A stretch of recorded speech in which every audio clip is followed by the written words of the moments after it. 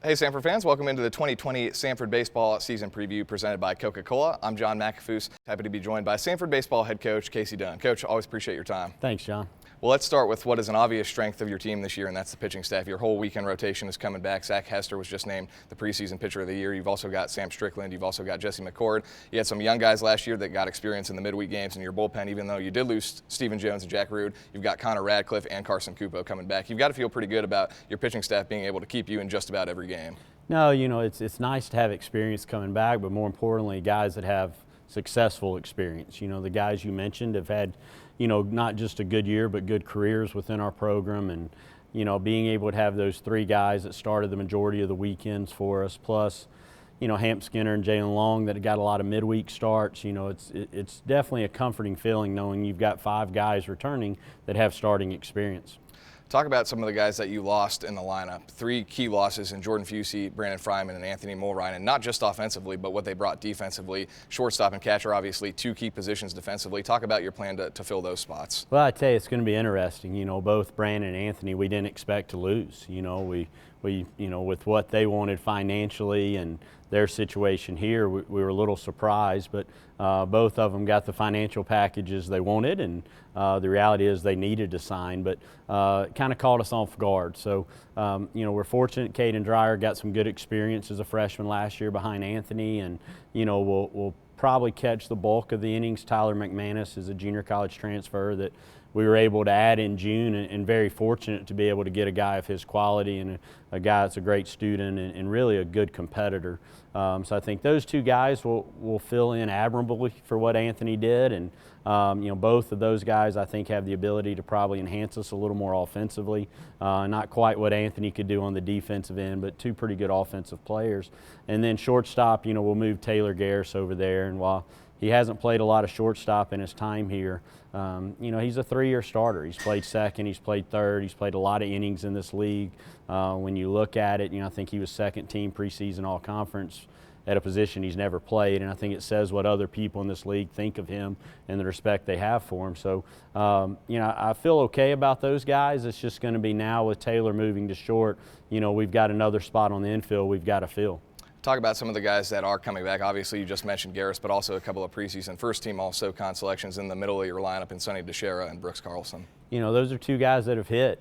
Brooks has hit for 2 years. Sonny obviously had a great freshman campaign last year. It's nice to have two guys that you can plug in the middle. What we're going to have to do, losing Jordan last year that was able to hit behind those guys and give them a little protection, we're going to have to find somebody that can kind of hit behind Sonny. Hopefully Caden can kind of fill that void as a guy that can make sure Sonny sees some pitches to hit this year. When you look at the non-conference schedule, you've got some challenging games on there. Again, you've got your home and home with Alabama, home and home with Auburn, with the home game being at the Hoover Met. You've got an interesting series with Jacksonville State where you're playing at their place at the Hoover Met and then out here in one weekend. You got a trip to Starkville. Just looking at the non-conference schedule, what are some games that stick out to you? I think the biggest thing is another challenging run at it. We've got a little bit different. We have two tournaments this year that we'll go up to Nashville and play in a Music City Classic up there against four solid programs and good teams, and then go to Pensacola to play in a really good event in the AA park there. So when you look at it, we've got I think 7 games in pro stadiums this year between Regents Field here in town, the Met, and then the 3 games in Pensacola. So our guys have the opportunity to play in some good venues. We take a non-conference trip to Purdue on our bye weekend late in the year, which will be a first time for us, a different opportunity for our kids to go up there. So I'm excited about what it holds. Definitely going to be full of challenges, but this is an older group that you hope can be able to handle a little tougher road.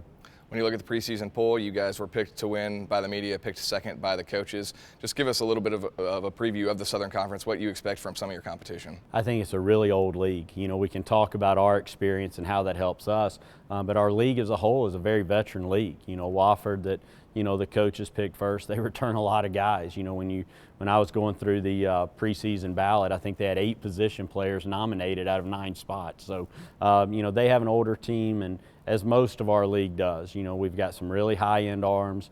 Western Carolina has a guy that should go in the first couple rounds of the draft on the mound on Fridays.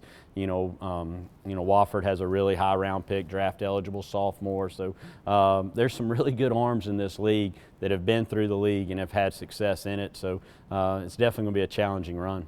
Do you like being picked near the top, or would you rather not have the target on your back? You may not want the expectations, but it's better than someone thinking you're not going to be good. So, I think we've got a good club. Now how good we are, whether we can win this league or not, we'll find out. But, we do have a good group and guys, again, that have had success. We're coming off 2 really good years in our program, and the bulk of the guys that are going to be in the lineup and on the mound have experienced that. So you hope they can carry it with it. Like I said, you lose the leadership of what Stephen Jones gave you at the end of a game. You lose the leadership of what Anthony and Brandon gave you in the lineup every day.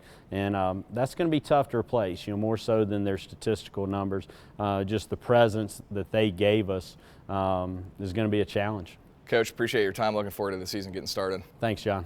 Stanford baseball head coach Casey Dunn. The Bulldogs will open the season on Friday, February 14th at home against UNC Asheville. I'm John McAvoos. That'll do it for your Stanford baseball season preview presented by Coca-Cola.